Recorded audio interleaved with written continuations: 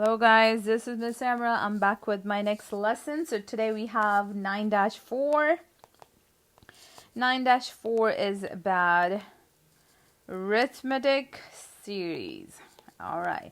And please try not to fast forward this video because there will be a story for you guys just to kind of like give you kind of interesting kind of like idea about the whole equation, this whole lesson. So please stay tuned. Do not fast forward this video, please. All right. So we have arithmetic series.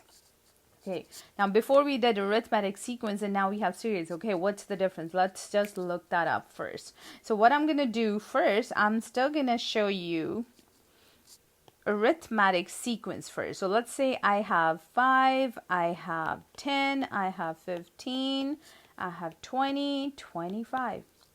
This is a sequence.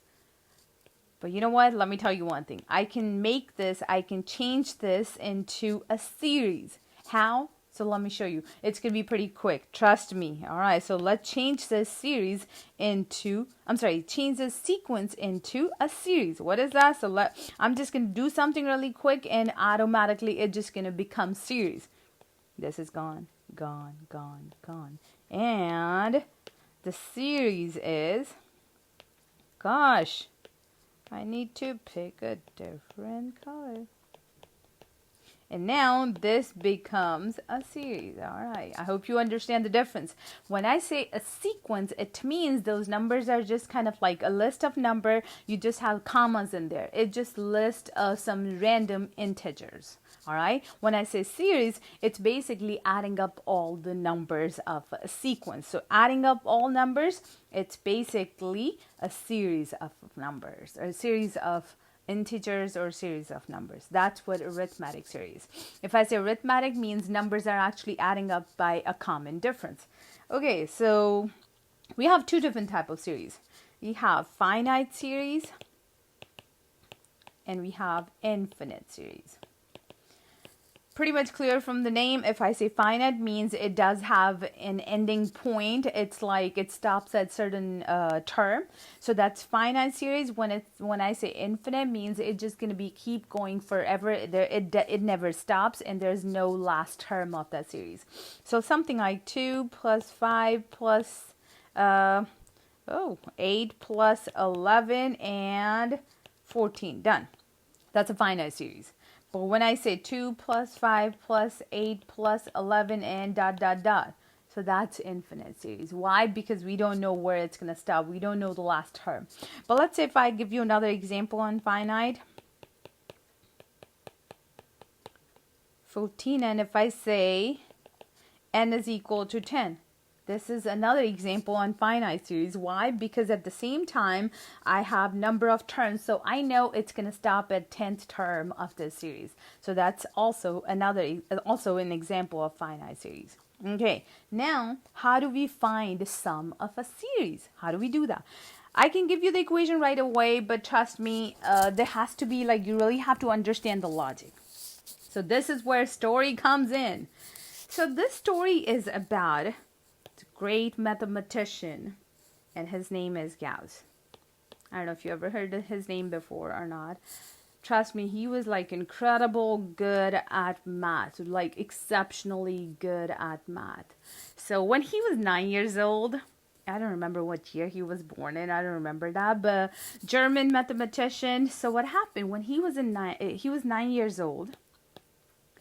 So because his teacher knew that he is really good at math, whatever she used to assign him, so he used to do everything pretty quick. So one time, just to keep him busy, teacher said, okay, hey guys, so this is what I have. I have a series like this.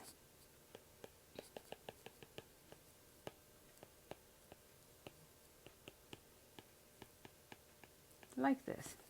And she said, do one thing. Just take all these numbers starting from 1 all the way to 100, add all these numbers and find me the sum. All right, quick. And she might have thinking oh, he might gonna take another 20-30 minutes. So just to keep him busy, let him just do that. But you know what? Gauss did this problem in 5 minutes. Trust me, even if I assign you this problem and if I ask you to literally add every single number from 1 all the way to 100, literally adding every single number and finding the sum, trust me, because back then there was no calculator. It wouldn't be that easy. It's not that simple. But he figured that out. He figured out a pattern. So do you want to know the pattern? Trust me, if you can actually look at that pattern, trust me, you're going to be so amazed at this whole problem. Okay, let's try understanding the pattern. What is that? Okay, so think about this. You know what he did? That's what I'm going to tell you. So he looked at this problem and he noticed a pattern. He thought, okay, look at this number. If I take this number and if I add it to this number, this makes 101, okay? Now, if I take this number and add it to this number, this is another 101. Okay, let's try with this same thing with another numbers.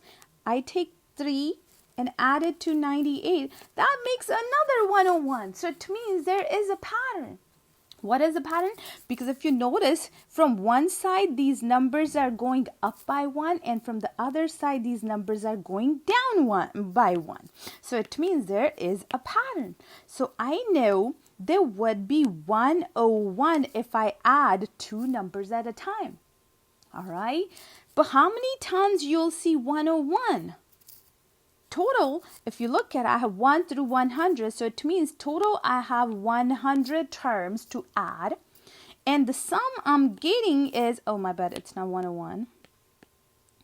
The sum is, so I have, the sum is 101, the total number of terms I see 100. But am I using all 100 terms to get 101? No, I'm using 2 numbers. And when you add 2 numbers, it makes 101. So it means 100, instead of 100 terms, you're using 50 terms. Why? Because you got to pair up 2 numbers to get 101.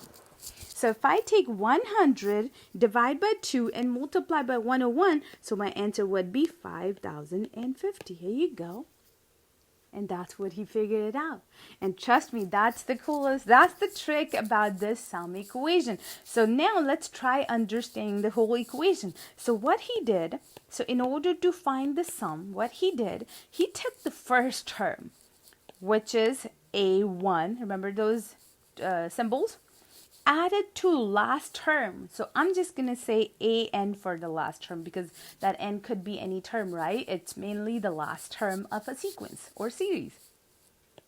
If I add first to last term, this is how we're going to find this number. How many times you would get that number? Basically, you pair up 2 numbers. So it means if you take a number of terms and if you divide by 2, so that many times you get this number here. And that's what the sum equation is. There you go. Now, what I'm going to do, I'm going to show you an easy example so that you can actually understand the process and you can check the answer right away. So I'm just going to use easy one. Just look at this. Let's say I have 5, 10, 15, and 20. Again, the reason I picked this problem so that you can actually understand the whole process, and it trust me, it actually makes sense. Okay, so I know you can add them all, and you know the answer would be 50 for sure, right? 5, 50, 30, and yeah, 50. Okay, but let's just use this equation to actually check if it actually works or not. Okay, number of terms, what I see, I have 4 terms. 4 over 2. If I add my first term, which is 5, added to last term, which is 20. So 4 divided by 2 is 2. So 20 added to 5, 25. And if I multiply, it makes 50, which is, here you go, so confirmed. So that's what the idea is. So basically, in order to find sum of any sequence, any series, any arithmetic series, what you needed to know is you have to have 3 different things.